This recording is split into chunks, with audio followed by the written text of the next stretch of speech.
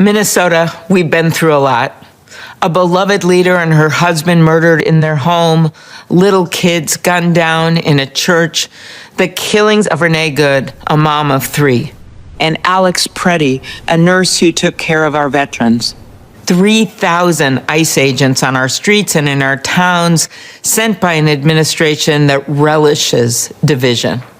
We cannot sugarcoat how hard this is.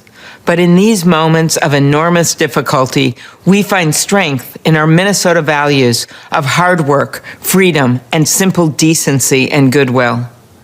These times call for leaders who can stand up and not be rubber stamps of this administration, but who are also willing to find common ground and fix things in our state.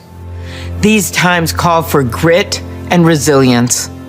I've learned resilience from you.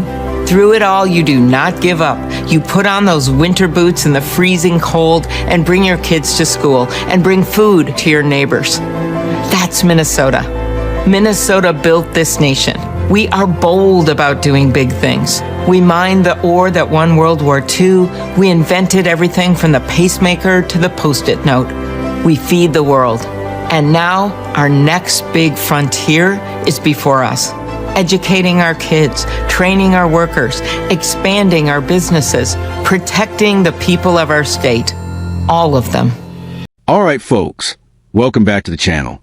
Before we get into it, hit that like button, subscribe to the channel, and turn on notifications because we're breaking down the stories the mainstream media wants you to just accept without question. So I just watched this Forbes Breaking news clip where Amy Klobuchar announces she's running for governor of Minnesota. And honestly, it's a perfect example of emotional politics wrapped in empty promises. She opens by talking about real tragedies in Minnesota. And let me be clear, those losses are heartbreaking, and those families deserve justice. But notice what's missing. There's almost no serious discussion about criminal accountability or restoring public safety. Instead, she pivots straight to blaming division and right on QIC.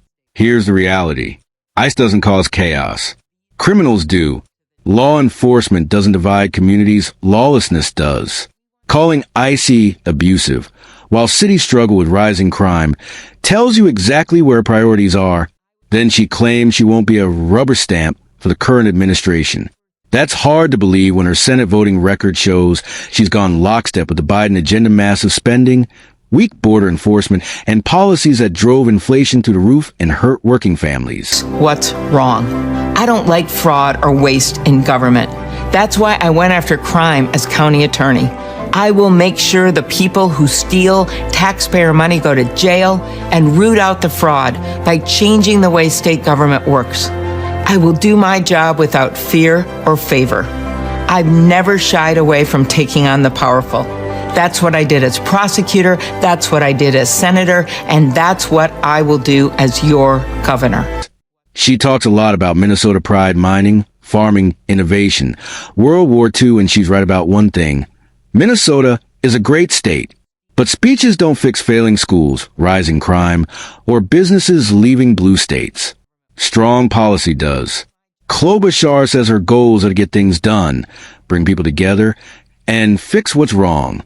Sounds great, but if Democrat leadership knew how to do that, Minneapolis wouldn't be a national warning sign. She also claims she's tough on fraud and crime, yet her party backs soft on crime policies and attacks law enforcement. You can't talk tough while protecting criminals over citizens. Here's the bottom line.